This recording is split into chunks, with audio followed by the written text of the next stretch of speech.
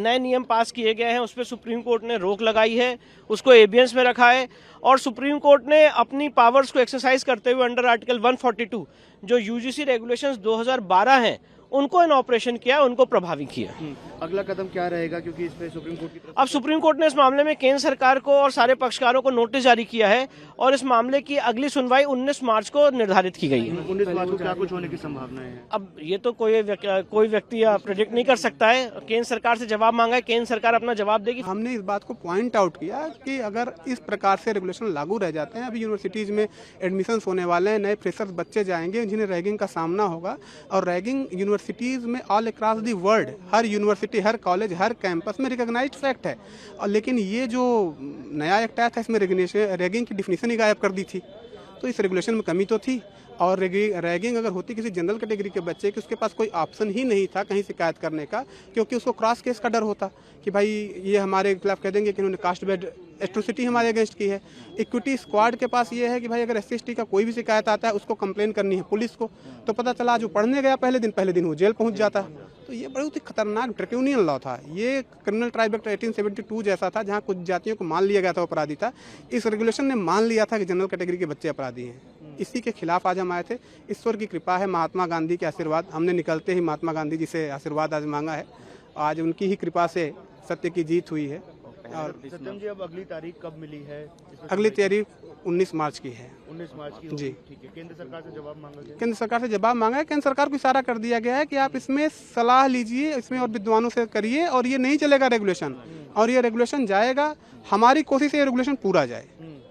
हम इसमें अमेंडमेंट से नहीं, ये पूरा रेगुलेशन जाए और ऐसा कानून बने जिसमें किसी भी प्रकार का किसी भी बच्चे को फाल्सली इम्प्लीकेट करने का कोई भी चांस स्कोप ना हो। अदरवाइज पॉलिटिकल पार्टी जो उनके प्रवक्ता बैठे हैं बच्चों को फंसाने के लिए, और पर्टिकुलर देखिए हम कास्टलेस सोसाइटी चाहते हैं। अगर आप अभी किसी यूनिवर्सिटी कैंपस, किसी हॉस्टल में चले जाएं, ठंडियों का सीजन चल रहा है, एक ही रजाई में जनरल और OBC का बच्चा बैठा हुआ मिल जाएगा आपको। आपने ऐसा बना दिया कि जैसे जी यूनिवर्सिटी डिवाइडेड है। मतलब क्या सोचा इन्होंने, खैर ईश्वर जाने। देखिए, हमारे 3 सबसे इम्पोर्टेंट मैं कहूँ पॉइंट थे। पहला जो 3C सेक्शन है, उस 3C सेक्शन के अंदर जो कास्ट डिस्क्रिमिनेशन की बात की गई थी, उस कास्ट डिस्क्रिमिनेशन के अंदर जनरल कैटेगरी को एक्सक्लूड कर दिया गया था और सिर्फ 3 कैटेगरी SC/ST और OBCs को रखा गया। इसका मतलब कहीं ना कहीं ये मैसेज देने की बात की जा रही थी लगातार कि जनरल कैटेगरी के लोग जो हैं वो इन 3 जो कम्युनिटीज़ हैं, कास्ट हैं, इनका सिर्फ एक्सप्लॉइट करते हैं, जो कि हमारे साइड से ये था कि ये गलत है। Constitutionally it can not be possible और आप ऐसा कह नहीं सकते। और कहीं ना कहीं ये मैसेज, गलत मैसेज जो है वो इस 3C की तरफ से जा रहा था, जिसको हमने लेकर आज बहस की थी। और जो हमारे CJI हैं उन्होंने इस बात को माना कि बिल्कुल 3C जो सेक्शन है वो कहीं ना कहीं बहुत बड़े इंप्लीकेशंस यहाँ दिखा रहा है और चिंता जाहिर की, और इसीलिए इसको स्टे भी किया गया। साथ साथ हमारा आर्गूमेंट ये भी था कि जो सेक्शन 8 के अंदर जो इक्विटी कमेटी बनाने की बात की गई थी, वो इक्विटी कमेटी की जो बनाने की बात है, हम उसको लीगली चैलेंज कर रहे हैं। हमारा ये कहना है कि उसको बनाने का राइट UGC के पास नहीं है। वो कमेटी या तो UGC सेंट्रल लेवल पे फ्रेम कर सकती है, नहीं तो कॉलेजेस के स्टेट लेवल के ऊपर वो कमेटी जो है फ्रेम नहीं की जा सकती। साथ साथ उसके अंदर जनरल कम्युनिटी का रिप्रेजेंटेशन को लेकर कोई भी बात नहीं कही गई थी, जो कि गलत है। जब सब कम्युनिटीज को आप रिप्रेजेंटेशन दे रहे हैं तो कहीं ना कहीं वहाँ पे समानता के अधिकार के साथ आपको जनरल कम्युनिटी का भी रिप्रेजेंटेशन वहाँ होना चाहिए था। इसके साथ आर्गूमेंट एक और था कि जो शिकायत करने की जो प्रक्रिया है, उसमें अगर कोई शिकायत झूठी करता है तो उसके ऊपर क्या एक्शन होगा, या फिर कोई शिकायत बार बार करता है तो उसके ऊपर क्या एक्शन होगा।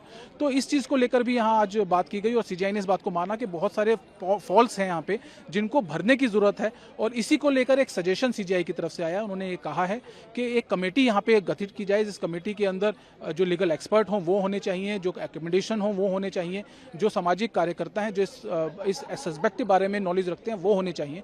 उसको लेकर कमेटी बने और रूल रेगुलेशन को दोबारा से देखा जाए और ऐसे रूल रेगुलेशन बनाए जाए जो समाज के लिए, हमारी यूनिवर्सिटीज के लिए और बच्चों के लिए सही हो और समानता के अधिकार को मैनेज करते हैं। अब अगली सुनवाई किस तारीख को होगी सर? 19 मार्च के लिए सुनवाई रखी गई है। इससे पहले एक पेटिशन जो कि 2019 से चल रही है, जिस डायरेक्शन के बाद ये रूल्स बने थे, उस पेटिशन के साथ लगा दिया गया है इनको। और अब तीन आज रिट पेटिशन थी वो जो इनकी सुनवाई थी, और अब तीनों रिट पेटिशन जो है वो 19 मार्च को सुनवाई होगी।